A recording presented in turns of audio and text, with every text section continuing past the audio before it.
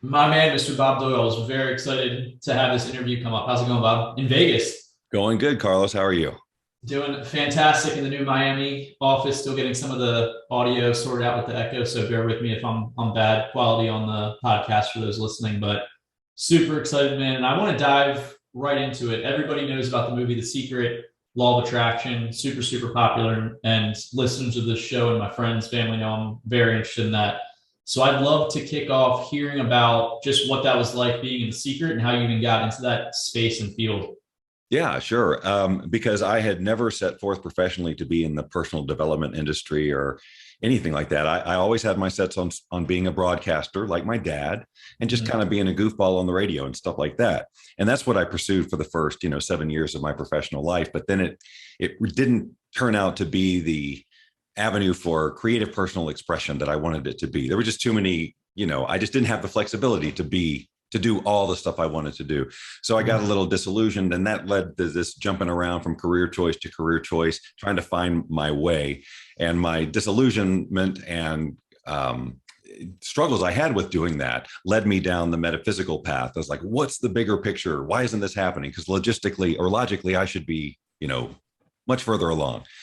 That's what got me into the whole conversation around, meditation and visualization and the concept of creating a reality and all of it. So long story short, I took that journey. It had a lot of ups and downs, but I had my aha moments around this law of attraction thing, and I just needed some science behind it. I read a little bit of quantum physics. My big aha moment was realizing, of course, that everything in the universe is energy, but that includes our thoughts, and that those thoughts and that energy around them have some sort of a power. Now, this was my thinking back then. I want to be very clear that I know that what I'm saying right now is very energy, kind of woo woo, kind of vibration or whatever. And the whole point of you and I having a conversation today is that I don't teach it that way anymore. But for the purposes of background, I'm telling you. Mhm. So I had my ahas around that, and I put together a little course just to kind of share my experience and what I was learning. And then somewhere along the line, I made a decision that I wanted to not just be sort of a facilitator of this information, but like I wanted to make a bigger difference. And so Mhm. who I decided to be was somebody who would effectively teach these principles to as many willing minds as possible. Not just say, hey, check this out, but actually be a conduit of the information. And that's really when things kind of blew up for me. I mean, I started creating a ton of content, and eventually all that content was found by the producers of The Secret. And that's how I was asked to be in that. There's I could tell you a ton of stuff just about that, but I think what's important for this conversation is that obviously I went from being fairly unknown in personal development. I mean, I was a blip to suddenly becoming known and being seen by millions of people. And in my mind, I was still a broadcaster trying to find my way to be creative who sidestepped into this by accident. And many ways, I mean, I still feel that way to a large degree, because who I am is really about creativity and all of that other stuff.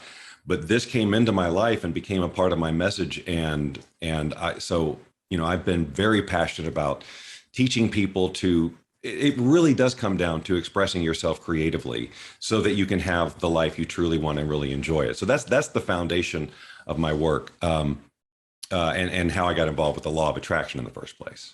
Yeah, I'm passionate, super passionate about the subject as well, because from a very foundational perspective, I've always believed, or since I started getting into subconscious mind and personal development stuff a little over a decade ago, there's just like two paths that you can live life: consciously choosing how you want to program your mind or not.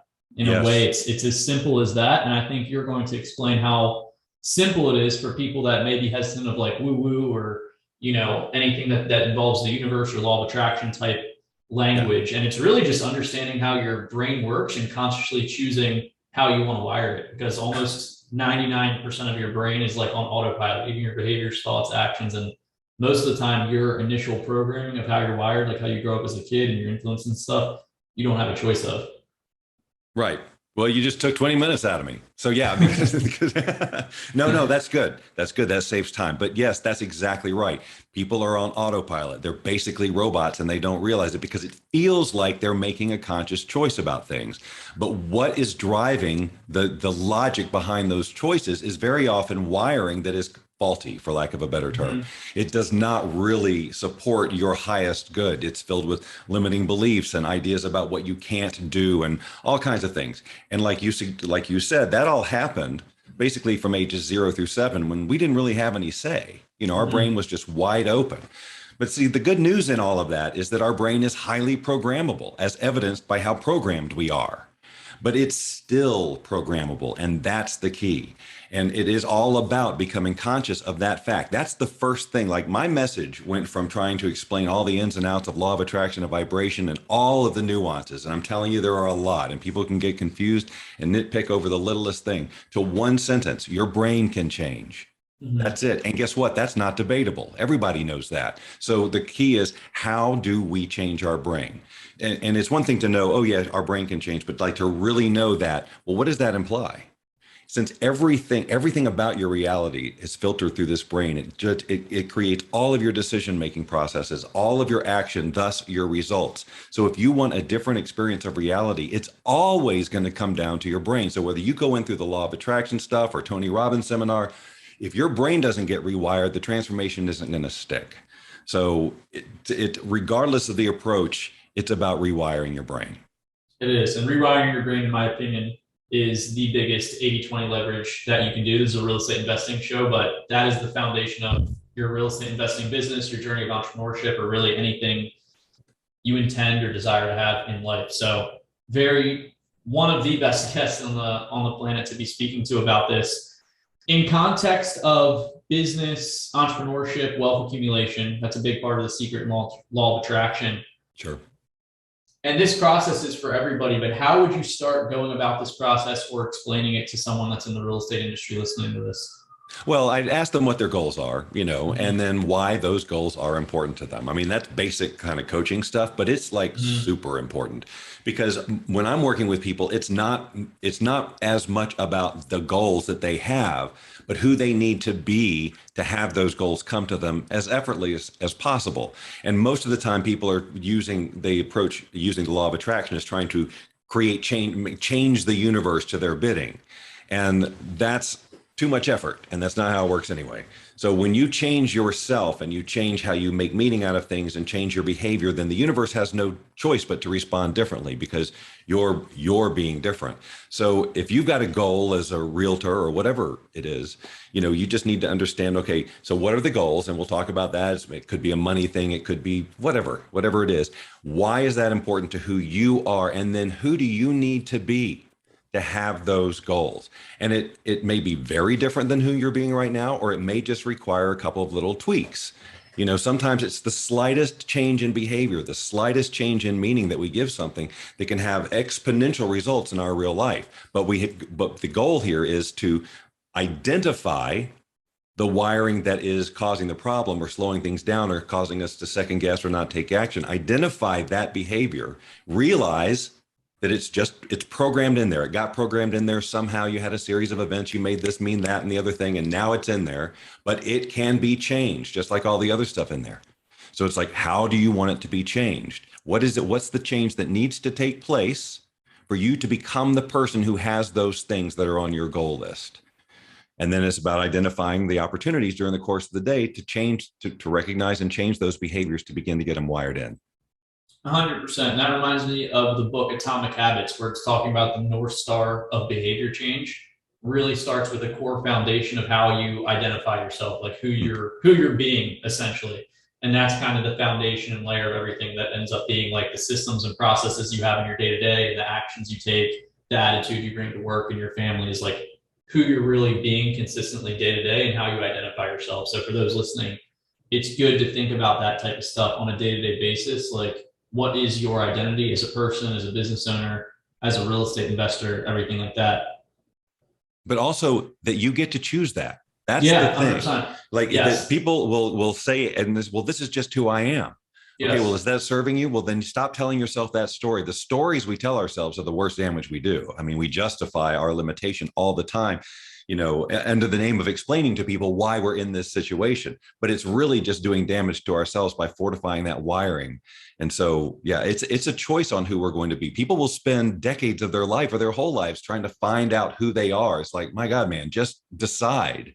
Hmm. Your brain is ready. I mean, yes, of course you have some genetic predispositions to some things, but you're going, if you have a vision for someone, that's supposed to be there. If you have the ability to envision yourself as being someone, you can do that. It's just going to take some time to learn to be a different way. It's just like when we learn a new language or learn anything in our life, it takes time. And we're going to get feedback that some people call mistakes, and some people make that feedback mean that you shouldn't do it and they quit. And of course, they'll never get there. But the people who just realize that learning anything is a process of discomfort, learning new things, trying something out, getting a result, making adjustments until you get it, that we would have no technology if everybody just approached that the way they approach their personal development. Well, I spent 90 days trying to change and it didn't happen. So, but I mean, we would have nothing if that's how technology worked. We thousands, tens of thousands of iterations of mistakes and things that don't work, and that's just how it is. But we're designed to grow. We're designed to expand, and if we don't, we feel it. The universe of which we are a part is constantly expanding. We're a part of it. And so it's our nature to expand in so many ways. And too many of us talk ourselves out of expansion, or we believe our own stories about why we can't, and then we just stay stuck. Hmm. Those are 100% the most important conversations you have, are the ones with yourself. Hopefully, you can have more consistent ones that are empowering. You have an identity established of who you want to be. If this isn't something that you do, reflecting on who you want to be and goals and things like that, please, guys, give yourself permission to block out part of your day or a weekend. If you have a wife, husband, whatever, ask them, or ask them permission to explain it, and just take some time to reflect and think about your ideal life and who you have to be to live in that ideal life. On the 80/20 task sheet, that is a $10,000 $10,000 per hour task, 1,000,000%. I'm just moving to a place living by myself for the first time in Miami here, absolutely loving it. And just random times I'll be able to kind of just like reflect, think about that stuff, tap in and make sure I'm like who I want to be and think about goals and stuff like that. Most of the audience here, Bob, listening, just because they've listened to me for a while, know I talk about meditation and visualization and kind of like day-to-day morning routines, night routines, gratitude, which is, in my opinion, like everything starts with gratitude, even for things that you haven't manifested or goals you haven't achieved yet. I want to hear a little bit about meditation and visualization from your perspective, because in the movie The Secret, and even some books that I talk about, Joe Dispenza is an amazing author and doctor as well. The brain doesn't really know the difference between something that is visualized, that you feel with like deep emotions, versus something that actually happens. And in the movie The Secret, psychologist Dennis Waitley, talked about how they do that with Olympic athletes. And guys, I know for those that don't think about like woo woo, Russell Wilson, one of the best quarterbacks in the NFL, has a personal visualization mental coach. So it's like just kind of the way that human consciousness is going. This type of subject is becoming more and more accepted and almost like implemented, especially with entrepreneurs and people in business, which is like, I get so fired up and excited to see it. But I want to hear a little bit about your perspective on meditation, visualization with, they talk about that in The Secret with the Olympic athletes, where they had them just do races just in their mind, visualizing it. Yes, absolutely. And that's the key to all of this. That is the magic of this human brain, that that its ability to visualize things that have not yet occurred out in here in space. And you cited all the athletes. I mean, there's just tons of evidence that our brain will make changes to itself just based on your imagination and not necessarily doing the thing. So just as you suggested, part of when I'm coaching people, anybody in any of our programs, there's a morning visualization and an evening visualization.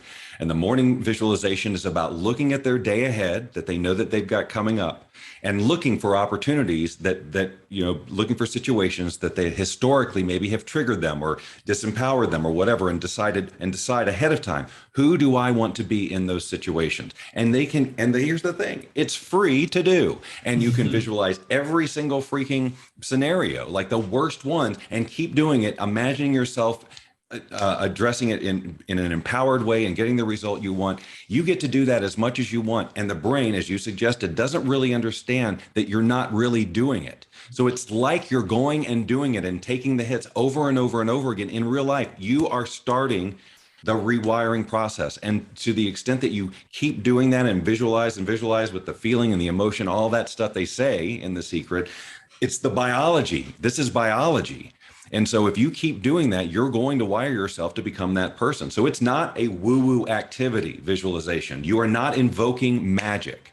And that's what a lot of people felt like, because it seems like that seems like what we're communicating. We're going to visualize this scenario, and then the universe is going to align. It's going to materialize in front of us. What we're doing, if we're doing it correctly and not just visualizing the stuff, but us in that scenario, is we're recreating ourselves to be the person for whom that stuff just happens naturally. So it seems effortless. It seems magical to the people looking in, but you took a journey. You did the work, and that's how it works. Mm-hmm. Love that. And it's funny and ironic. Like, I think a lot of people towards the end of their life, and I'll just stick with the example of real estate investors. It's like most of the time they're learning strategy, which is obviously important for real estate. Like, they're spending, let's say, 95% of their time learning about real estate strategy and business, everything like that. Mm-hmm. But I think at the end of life, at the end of people's journey, they realize the 5% or the small percent that they spent on this type of stuff, learning how their brain works, programming it, is actually what is the most important thing. Like, it should almost be flipped around. And I want to hear your perspective, because I'm a big advocate on this type of stuff and breath work and Yes. like being able to control your body. Like, I'm hoping that that's something that gets taught, I don't know, in schools, or what the school system is going to look like here in the future, but could you imagine how powerful that would be if kids learn this, like in elementary school, like how to do breath work and like learn how to get themselves energized and learn how to calm themselves down? Well, and also like monitoring their own self-talk. What are the things they're saying to themselves? But yes, breath work is a huge part of what I do. It's part of a daily ritual. It's a more recent, like in the past year and a half, but now I'm certified to teach it because I feel it's imperative. It's a great, as you clearly know, it's an awesome mind body reset. It's great for visualization. It has all so many like chemical benefits. I mean, it just goes on and on. So it's a wonderful way to, and it gets your mind open. It's great for neurogenesis, for creating new neural pathways and stuff. So all of those things, all of those practices are great. You ran through a whole bunch of different stuff, and I was just basically nodding. Yeah. Yeah, the breath work is interesting. That's something that I've done inconsistently for years, but I just started doing it this week. This is kind of like my settling in week to a new place. Mm-hmm. So breath work as soon as I wake up, and then yoga the past 2 days, and I'm like, this is exactly the jam that I can go for, where I'm like my world-class being. I throw in maybe some Spanish lessons after work, golf on the weekends, a lot of investor fees work for my company. I'm like, man, this is like the top level being of like where I'm operating and feeling where I'm like a world-class, top person in the world. Yeah, I think you brought up that this kind of, this sparked a thought that, and it's discussed in The Science of Getting Rich, which I recommend everybody read. But I derailed myself and I forgot what you said something and it sparked a thought and now it's gone. So I'm sorry. It's all good. It's all good. And I mean, like, for those that aren't those listening to this episode that aren't as interested in this subject matter as Bob, and like Bob is even saying, like, you don't need to get all the education and certifications that Bob has become certified in breath work. He said before we even started recording, like, the main point that we want to get across to you guys is it's just like simple. Like, you can learn, you can understand that it just works. Your brain is malleable and can change. And then can look at just like what jives with you as far as like your day to day, what you can put in your calendar to help you on this journey of who you want to be, really. Yeah, if you just realize that this is just, it basically comes down to science, and it's very logical and it's predictable. If you just keep sending new messages into your brain, it will adapt to those as long as you don't keep going back to the other one. And that's the issue with most people. They'll take on a program or whatever, and they'll spend their hour and a half, but the rest of the day, they justify their old thought processes and getting angry about stuff and getting triggered because they're working on themselves at home, and pretty soon this will all be done. But they're not really ready to give that stuff up. So it's just knowing that if you do this, you will change. It's not a, will this work for me? It's like, will you work for you? Mm-hmm. So for I want to talk about, because I have the transformational quiz link that I'm going to have in the show notes.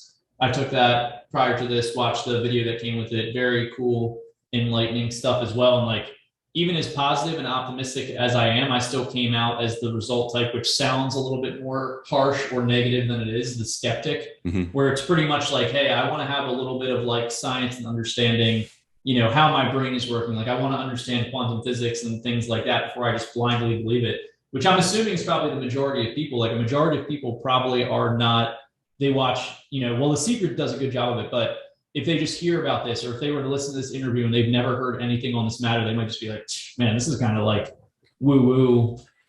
Well, hopefully what we're talking about now isn't woo woo. Now, the law of attraction stuff, I totally get that why there. But when we talked about it, to give some context of my background and why I'm doing it this way. But what we are talking about having people do is not at all woo woo. It's just, but it doesn't negate. For those of people who love the law of attraction and all that, it doesn't take away from it. It's just like, people can stop focusing on that and focus on themselves. That's the most important thing. And I guess to clarify, it's not necessarily woo woo. It's not a podcast talking about real estate marketing strategies or something like that. You know what I mean? Well, if you want, I'll hit just real quick, the 4 types, because you had mentioned the skeptic and probably a lot of people are that, but if you'd like, I can hit what the 4 types are. Yeah, let's hit it. To put a cap on that last thought as well, like what Bob and I were mentioning as far as like having to see science and stuff. Like when I first started meditating back over a decade ago, like going into my last year of college, when I read Think and Grow Rich, I started planting that type of stuff in my head, Think and Grow Rich. And I started just seeing that there are studies that literally just show, plain and simple, when you meditate, your brain changes in a positive way. And I'm like, okay, boom, stamp. That's all I need. I'm interested in that stuff, but I don't need to get licensed or certified necessarily to be able to have it benefit me on my day to day, just to put a cap on that point. Yeah, no, that's really important to know, that we're built with this ability. We shouldn't have to be getting any training on it, but we're so off track that, I'm here, I do what I do to help people reawaken to their natural ability and realize this is something they can do and they don't need tons of programs and techniques and people. We've all got this, but sometimes we just, every now and then we need people to step in and say, hey, wake up, wake up, wake up, do this for a while, and then you're on your way. So the skeptic is, that's what I would have tested for too. Obviously, I said in my story, I said almost exactly the same thing. I needed some sort of science around this whole law of attraction thing for me to get on board. But if you test as a skeptic, and by the way, there's nothing bad about testing any of these types. And also any of these types, if you test as one of these types, I mean, you're going to test as one at least. It doesn't mean that you're going to sabotage your results or anything. This is for people who feel like they're spinning their wheels or getting stuck or sabotaging themselves, and they don't know why it's happening. That's when this kind of information becomes useful. So the skeptic is the person who, yes, of course, you want the best for yourself. You want the best life like most of us do, but there's a lot of questions you have first. And the type of skeptic that I'm talking about, the reason they get themselves into trouble about things and it can stop them from growing, is that the type of skeptic I talk about looks at every new opportunity and says, why won't this work for me? Like they're looking right away for why it won't work. Now, the same skeptic could still be a logical, intelligent person who is skeptical for a reason, could ask a different question and still fall into the category of being skeptical, but they could say, how could this work for me? The point is whatever questions you ask, you're going to get an answer to. If you're asking why this won't work for me, you're going to find reasons. But if you ask, how could this work for me, you'll also find those too. So the skeptic needs to be able to be willing to ask a more positive question so that they can actually take action and give their whole heart to an approach without running every step through this, why won't this work? Why won't this work? Instead, how could this work? So that's the advice that I give the skeptic, for example, at the end of the quiz. But the number 1 type is the seeker. And they're the one who they've probably been in personal development for a while, and they're very excited about being the best version of themselves. So they try every freaking program that comes along, and every coach and every seminar and every retreat and everything. And while there's nothing bad about that per se, if they keep disrupting they're learning something, they're taking on a new approach. The wiring is beginning to form, and then they take on a different approach. And sometimes approaches can be very radical. It just creates a lot of wiring chaos. It just makes sense that if you keep jumping around and you don't settle on a thing until you get a result, you're doing all kinds of things. You're fragmenting your thinking, plus you're telling yourself that didn't work, that didn't work, that didn't work, that didn't work. And now you're going to have some conversation about how stuff doesn't work for you. And then you're going to come coach like me and say, well, I've tried everything and nothing works. And that's the problem with the seeker. The seeker they tend to resonate with something. They just need to hang on to it. and not, do their best to not be pulled to the next shiny object and all of that. Mhm. I could go on more about the secret, but that's the number one, at least that I get. And that would make sense as I'm in the industry for so long that, Yeah. people who find me would get. Um, the other two, real quick, one is the wizard, and I would have co-tested for that. The wizard is ironically, like, to be a skeptic and a wizard seems ironic because the wizard is the one who wants to believe in all the ritual and the energy and all of that, the alchemy of it all, the really into the manifesting, like I am creating this. And again, nothing wrong with it. And it's great. That's great if all of that moves you into action. If all of your visualizing and meditating and all of that alchemy you're doing creates a change in who you're being out in the world, then great, please keep doing it. But if all you're doing is waiting for the universe to change around you, I'm going to ask you to tweak your approach, because it's not you asking the universe for stuff. The universe is asking things of you. The universe wants you to be the very best you could be, to enjoy, because that's how it's experiencing itself through you. It wants the best for you. You've been given that passion. You're supposed to go get it. So the last one is the people pleaser, and the people pleaser stops themselves. They're very excited about the best for themselves and in transformation that's going to make the biggest impact, up until the time when mom gives them a look or a friend says something, or, basically the rest of the world starts to express their discomfort with your transformation. And it can be a parent, it can be a spouse, it can be friends, it can be whatever. The point is, however it is, it's somebody else's opinion is making you stop your journey. And most of the time, the people pleaser is doing that to keep everybody comfortable. Well, the thing is, no one's comfortable. If they were comfortable, they wouldn't be telling you why you can't have the life you want. So you may not hear about it anymore, their discomfort, because you're not poking it if you give up on your dreams. But believe me, they're uncomfortable. You, of course, just sacrificed your whole life. The thing that's in you to do and be, the thing that's going to give you that sense of fulfillment and purpose, you're just going to say, well, I'll just do this instead so that everybody's not mad at me. Well, that's just basically spiritual suicide. So the best thing, obviously, that person can do is to go for it and succeed. There's no guarantee that the people watching are going to follow and get inspired, but you got a much better chance that they will if you go for it. But if you just say, okay, I just won't play small, you're just confirming what they said about you and themselves, that great things aren't possible, period. Yeah, amazing, man. I feel like as you're describing all these, I'm like, man, I have a little bit of everything in me. Most I'm people definitely do. a lot of wizard. Yeah, I definitely have a lot of wizard in me as well. The stuff that is to know about that is you can test for all of them. In my opinion, the more information you have about your autopilot wiring, the better. So if you fall into all four categories and you see that behavior, great. That's more light you shine. That's more opportunity for you to catch it during the course of the day. That's the number one thing. That's the first thing you got to do, is realize when you're in an autopilot response that isn't serving you. If you got autopilot responses that are propelling you, great, keep them. That's what we're trying to create, is new ones that are exactly what you want. Mm-hmm. Some of the top highest volume real estate investors that have been on this show have worked with coaches like Bob, guys. Dr. George Pratt has actually worked in San Diego. I don't know if you know him, but he's worked with celebrities, a lot of people in LA. But just going through this stuff, pretty much just understanding your brain. And like Bob said, like the approach really is simple. Like the more simple you can see things in life, the better. And this is really a simple thing. I have the quiz in the show notes for you guys. Definitely super cool. I took it myself before, watched a 20-minute video, personal video from Bob on the personality type or the quiz type. And it's just super interesting stuff. I would say spend some time reflecting, guys, on just what your ideal vision for your life looks like, and then matching like who you have to be that. It's not your typical real estate episode we're going through, but I'm telling you, it's going to impact your real estate investing business and your life. But Bob has been an amazing guest, super awesome conversation, one of my favorites I've had in the 4 years of doing a podcast. Is there anything else that you want to touch on to put a bow on this thing? Well, it's really just kind of the reminder, because people can listen to this kind of thing, and depending on how they're wired, they may register, yeah, I get that, but it doesn't apply to me, or it won't work for me, or whatever Yeah. that, and they may not even notice that it's happening.